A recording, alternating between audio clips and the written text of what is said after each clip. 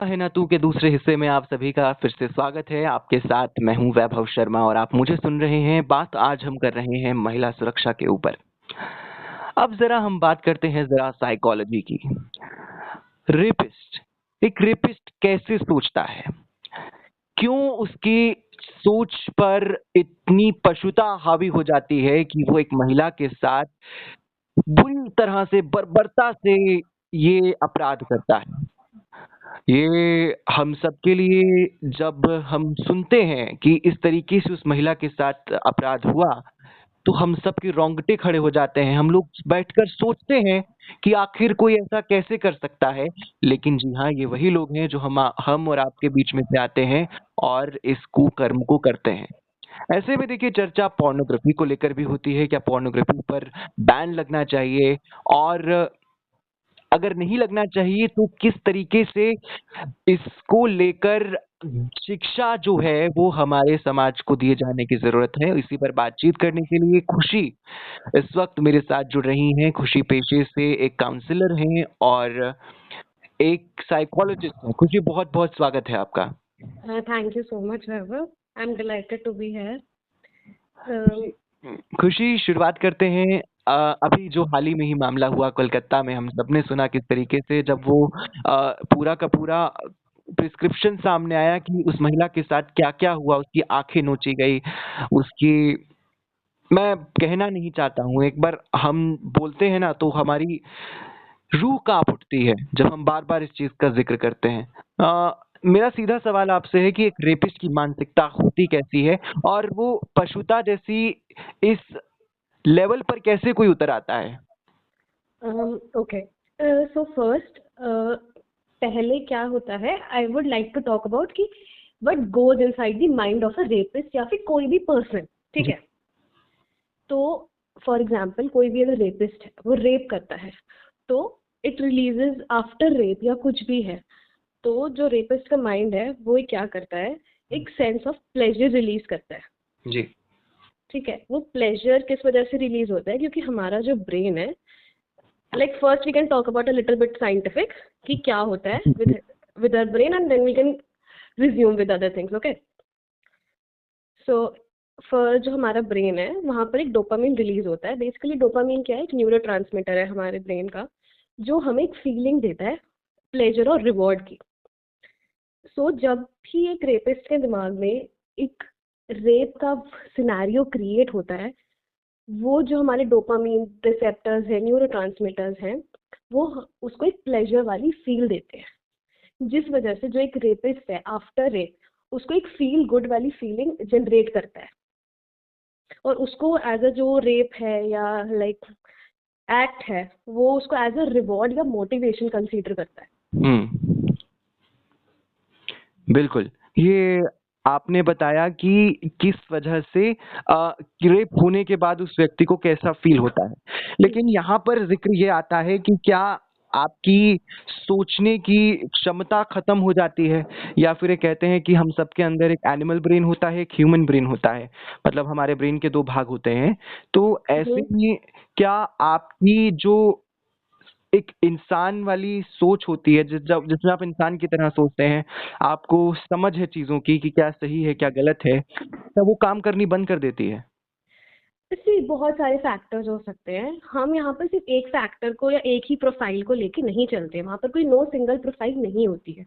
हाँ। जब भी एक रेपिस्ट होता है, उसके दिमाग में बहुत वो चीजें हो सकती हैं। अगर आप एक रेपिस्ट के एस्पेक्ट में बात करें, मे बी उसके लिए वो रेप एक पावर या कंट्रोल हो सकता है, या फिर कोई भी बिलीफ है विमेन को रिलेटेड या फीमेल को रिलेटेड, उसके अगेंस्ट हो सकता है, या फिर वो कोई अपना एक्शन जस्टिफाई कर रहा है, या फिर उसको कोई पर्सनल मेंटल इशू हो सकता है। काफी rapes, as a doctor we have the research and देखा गया है कि बहुत सारे जो रेपिस्ट है, they suffer from disorders, mental disorders. उनको पर्सनालिटी डिसऑर्डर होता है, एंड देयर जैसे पर्सनालिटी डिसऑर्डर है, एक डोमिनेंसी डिसऑर्डर होता है कि उन्हें दिखाना कि हम एक डोमिनेंट जेंडर हैं, ये डोमिनेंट पर्सन है। जी। महत्वपूर्ण बात आप कह रही हैं, लेकिन ये डिसऑर्डर्स आते कहाँ से हैं?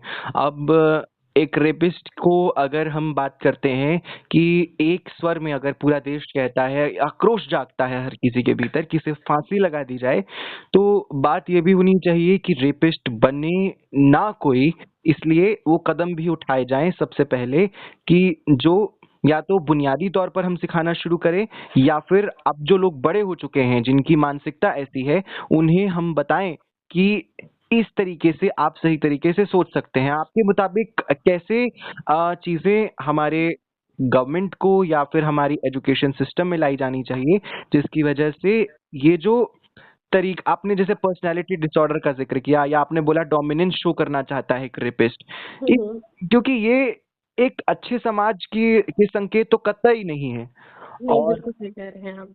बिल्कुल, तो किस तरीके से आपको लगता है कि क्या चीजें लेकर आई जानी चाहिए जिसकी वजह से एक रेपिस्ट बनने से हम लोग हमारे समाज के लोगों को रोक पाए? से हर चीज ना अपब्रिंगिंग पे डेवलप होती है। जैसे अगर हम एज अ साइकोलॉजिस्ट अगर हम किसी पेशेंट को हैंडल करते हैं तो हम उनकी पूरी पास्ट हिस्ट्री लेते हैं, और 90% ऑफ द केसेस में कोई भी हमारे डिप्रेशन का, एंजाइटी का या ट्रॉमा का पेशेंट है, 90% ऑफ द केसेस में the person is suffering from childhood trauma. Okay. तो अकॉर्डिंग टू मी पर्सनली, हमें जो चीजें देनी चाहिए, लाइक जो वैल्यूज देनी चाहिए या कुछ भी देना चाहिए, वो हमें बचपन से एजुकेशन सिस्टम में पहले लेके आना चाहिए, रादर देन गवर्नमेंट लॉज में। ठीक है, गवर्नमेंट लॉज लेके आओ, बट पहले तुम इंसान को एजुकेट तो करो। First of all, sex should not be considered a taboo. हाँ, महत्वपूर्ण, बिल्कुल। सेक्स को टैबू जब तक हम कंसीडर करेंगे, ये चीजें प्रोवोकिंग लगेंगी। रेप, हमें ये देखना पड़ेगा कि रेप हो क्यों रहा है, कि लोगों ने सेक्स को बहुत अहमियत देनी शुरू कर दी है। पहले तो हमें सेक्स को, एक फीमेल और मेल का बॉन्ड को हमें नॉर्मलाइज करना शुरू करना पड़ेगा। हमें स्कूल में बच्चों को गुड टच और बैड टच के बारे में समझाना शुरू करना पड़ेगा। और first of all, according to me personally, parents को, जैसे ओके, आज हम जी रहे हैं एक ओपन माइंडेड सोसाइटी में, सिटीज वगैरह में। हाँ जी। बट अगर हम आज भी देखें, पेरेंट्स की सोच बहुत नैरो माइंडेड है regarding friendships of males and females या कुछ भी। तो हमें उन चीजों को लेकर थोड़ा ओपन अप होना पड़ेगा, फैमिलीज को भी, पेरेंट्स को भी और बच्चों को भी। हमें बच्चों को समझाना पड़ेगा कि हाँ, कि what is good touch, what is bad touch, what are good friends, what are bad friends. की सबसे पहली बात, अगर हम इसी बार का कोलकाता वाला केस ही उठाएं, वहां पर भी फ्रेंड्स इन्वॉल्व थे। तो वहां पर मतलब व्हाट आई मीन टू से इज कि लोग को आजकल, मतलब जब एक एज अ फीमेल, अगर हम कहें कि if I come from a small, मैं एक स्मॉल विलेज से आती हूँ जी, तो मेरे विलेज में एक चीज क्लैरिफाई करना चाहता हूँ। आप कोलकाता केस में फ्रेंड्स का जिक्र कर रही हैं, मैं आप किस परिप्रेक्ष्य में बता रही हैं ये बात? जो वो रेपिस्ट, जिसने रेप किया, द रेपिस्ट, उसके साथ उसकी एक फीमेल फ्रेंड भी इन्वॉल्व थी। किस चीज में? लाइक उसने, उस जो फीमेल फ्रेंड है उसका, लाइक दो फीमेल फ्रेंड्स की इकट्ठे आए, जहाँ तक मेरे को पता चला है कि दो फीमेल फ्रेंड्स की इकट्ठे ड्यूटी लगी हुई थी, बट एक फीमेल फ्रेंड का कोई मेल फ्रेंड भी था। ठीक है, फिलहाल हम इसको जानकारी को आगे दुरुस्त करेंगे, लेकिन हाँ प्लीज आप आगे बढ़ाएं अपनी बात को। हाँ, तो सबसे पहले मेरा पर्सपेक्टिव ये है कि पेरेंट्स को सबसे पहले ओपन अप होना पड़ेगा अपने बच्चों के साथ। अकॉर्डिंग टू मी, पेरेंट्स को एक होता है बच्चों पे नजर रखना, एक होता है बच्चों के साथ स्ट्रिक्टनेस दिखाना। पेरेंट्स और बच्चे दोनों ही इस चीज को समझ नहीं पाते हैं। तो जब तक पेरेंट्स बच्चों के साथ और ओपन अप नहीं होंगे, तब तक कोई भी लॉज आ जाए या कोई भी एजुकेशन सिस्टम आ जाए, उसका इफेक्ट नहीं पड़ेगा किसी पर भी। जी। एक चीज यहाँ पर मैं जोड़ना चाहूंगा। आपने बहुत सही जिक्र किया कि बुनियादी तौर पर ये चीज शुरू की जानी चाहिए, लेकिन भारत के जो परिवार होते हैं उसमें ये सेक्स को लेकर चर्चा बहुत ही मतलब मुश्किल से हो पाती है, और ऐसे में हम देखते हैं कि आजकल क्योंकि पॉर्न खुली एक खुला जरिया है आपको प्लेजर फील करने का, तो छोटे छोटे बच्चे गांव कस्बों में आप चले जाइए, फोन से एडिक्टेड हो रखे हैं। पॉर्न जो है वो खुलेआम सबके लिए मौजूद है। तो ऐसे में वो बच्चे जिनको सेक्स एजुकेशन को लेकर कोई जानकारी नहीं है, वो इसी भ्रम में रहते हैं कि ये एक जरिया है, यहाँ से हमें प्लेजर सीख करना है, क्योंकि इस पर कोई खुलेआम तो बात कर नहीं रहा है। तो निश्चित तौर पर एक वो जो बंदगी, या फिर आप जिन चीजों का जिक्र कर रही थी कि वो डोमिनेंस और खुद को छोटा फील करना, वो चीजें अपने आप उत्पन्न होने लग जाती है। और इसमें निश्चित तौर पर जरूरत है कि सेक्स एजुकेशन पर बात होनी चाहिए, खुलकर होनी चाहिए। और there is a big difference between sex and someone actually raping someone. So Yeah, exactly. There बिल्कुल। is a big difference. But personally, Vaibhav, if I say, हम्म हर चीज comes from your childhood. Hmm और if I get to know, news वगैरह में ये भी पता चला है कि जो रेपिस्ट था उसके फोन में काफी वॉयलेंट पॉर्न कौन? वीडियोस भी मिली हैं। हम्म एक सबसे पहले तो एक पोर्नोग्राफी पे लिमिट लगा देनी चाहिए। एक specific type of porn he release होना चाहिए इंटरनेट पे। हम्म और बाकी सी बहुत लॉज हैं, बहुत चीजें हैं, बट सबसे पहला, सब अकॉर्डिंग टू मी, सबसे पहला तो यही कंसर्न उठाना पड़ेगा कि फैमिलीज, पेरेंट्स और उनके और बच्चों में एक बॉन्ड तो क्रिएट करना ही पड़ेगा। हमें सबसे पहले सेक्स को टैबू या फिर बहुत हाइप्ड अप करना बंद करना पड़ेगा। बिल्कुल। और देखिए, जैसे आप जिक्र कर रहे हैं ना कि सेक्स एजुकेशन पर बात होनी चाहिए, यहाँ पर महत्वपूर्ण ये भी है कि जिस पॉर्न के बारे में हम बात कर रहे हैं, उस पॉर्न को नियंत्रित करने के साथ साथ हम ये भी ध्यान दें कि आप बैन बेशक ना लगाइए, लेकिन उससे जो मानसिकता जनरेट हो रही है उसके बारे में भी बात हो। क्योंकि जब हमने रेप केस देखा कलकत्ता का, तो उसके बाद लोग उसी बच्ची की नाम के साथ पॉर्न सर्च कर रहे थे। और ये हम कहाँ पर रहते हैं?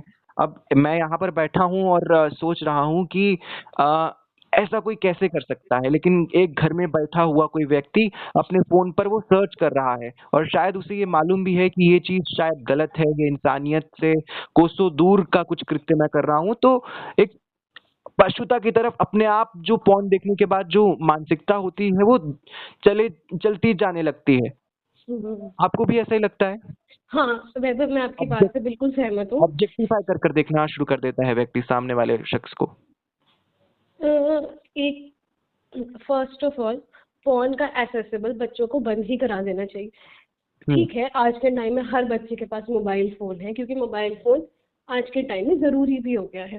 एज रिस्ट्रिक्शन की आप बात कर रही हैं। एज रिस्ट्रिक्शन लगता है, आप कोई पॉर्न वेबसाइट खोलिए तो वहां पर लिखा आता है कि यहाँ पर age restriction, are you above 18। लेकिन यहाँ पर देखिए, चीज ये है ना कि आजकल का जो जनरेशन है वो इतना स्मार्ट हो गया है कि अपने से बड़ी उम्र की प्रोफाइल बनाकर वो पॉर्न देखता है। तो ये तो एक अलग ही चर्चा का विषय है कि इतना खुलेआम मार्केट आपने बना दिया है, तो यहाँ पर जिनको चाहिए वो किसी ना किसी तरीके से पा ही लेंगे पॉर्न को।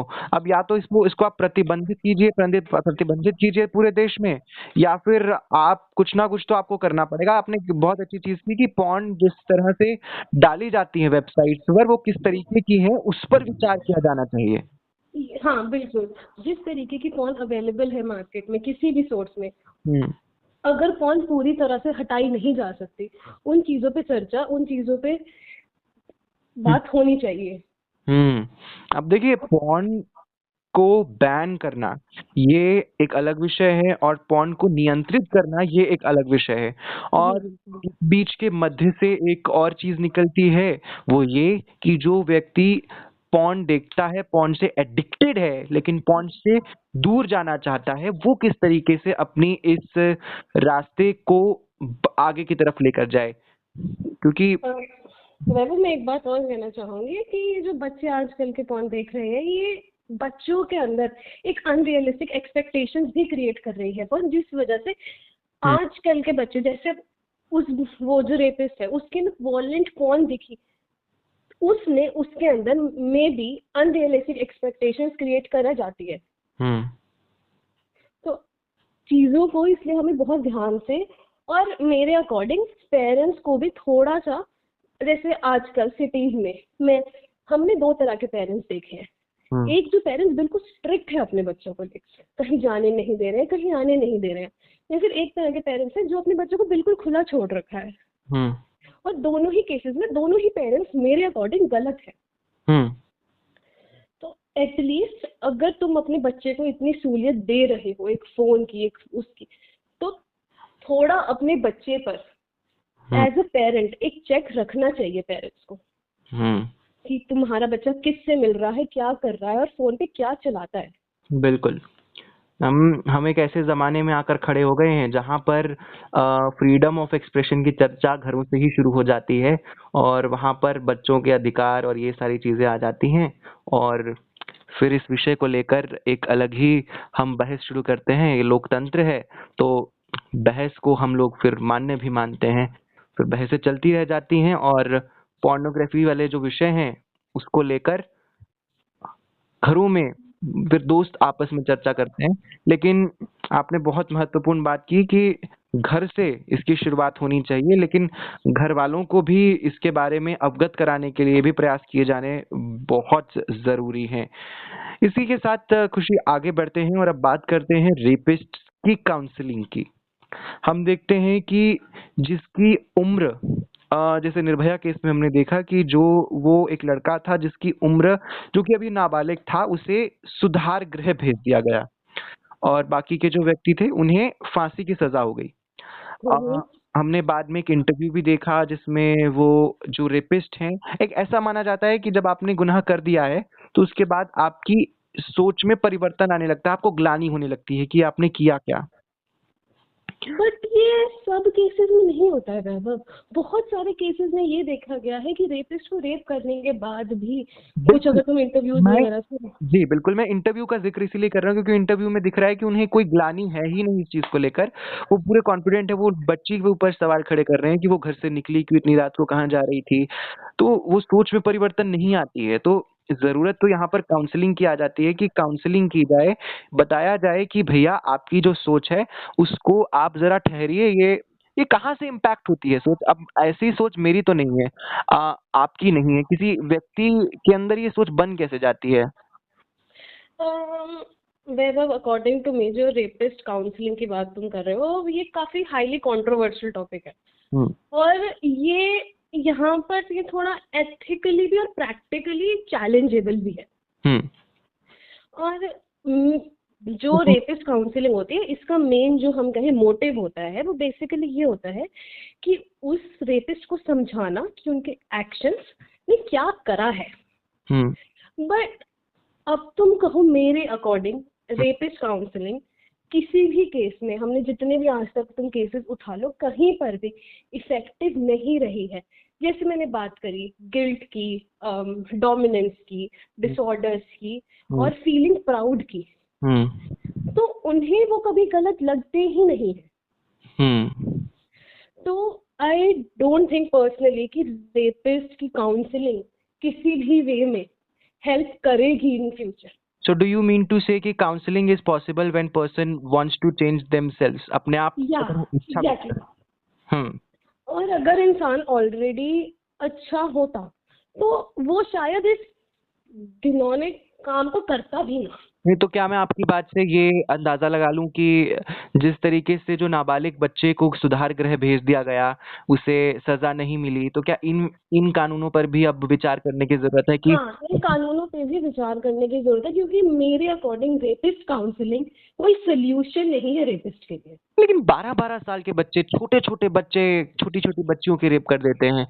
क्योंकि वैभव देखा जाए तो इसका सबसे बड़ा योगदान पोर्नोग्राफी और फैमिली में दिया जाता है। अब फैमिली में तुम देख रहे हो, एक फैमिली है जहाँ पर एक बाप अपनी बीवी को, उसकी माँ को पीट रहा है, वायलेंस वहां से आई, और वो एक रेप का पोर्नोग्राफी से आया, और वो पोर्नोग्राफी ने कुछ नहीं करा, उस बच्चे के दिमाग में अनरियलिस्टिक एक्सपेक्टेशंस क्रिएट करी। वो 12 साल का बच्चा है, उसको नहीं पता, उसके दिमाग में सिर्फ एक, अगर मैं कहूँ, शायद मैं गलत भी लगूं तुम्हें, एक रेप एक एक्साइटमेंट की तरह है, जो उसको उस पोर्नोग्राफी और उस फैमिली ने दी। और तुम जितना ज्यादा, और देखिए हर चीज का एक नुकसान और फायदा दोनों होता है। कभी कभी हमने कुछ आर्टिकल्स वगैरह हमारी जब अपनी रिसर्च चलती है पढ़े गए हैं कि जो बच्चे आजकल रेप और पोर्नोग्राफी में घुस रहे हैं, क्योंकि ये न्यूज वगैरह से सुन के भी बच्चे बहुत ज्यादा बोलते हैं कि ये है क्या चीज, एक्सप्लोरेशन कहते हैं बच्चा आजकल इसको। लेकिन एक्सप्लोरेशन की का तरीका गलत है ना। आप पॉर्न वेबसाइट्स पर उस बच्चे का रेप वीडियो सर्च कर रहे हैं, ये और रेप के बारे में पढ़ना कि रेप क्यों होते हैं, रेप को कैसे कंट्रोल किया जाना चाहिए, ये एक अलग तरीका है ना। तो वो चीजें समझाने की जरूरत है जिसका जिक्र आपकी तरफ से किया गया था पहले भी। हाँ, ये चीज बच्चों में आप through sex education, through family education, और मेरे अकॉर्डिंग तो आज पेरेंटल एजुकेशन भी शुरू हो जानी चाहिए। बच्चों के साथ इनफैक्ट पेरेंट्स को भी एजुकेट करना चाहिए कि आपको अपने बच्चे को कैसे एजुकेट करना है विद इन फ्यूचर।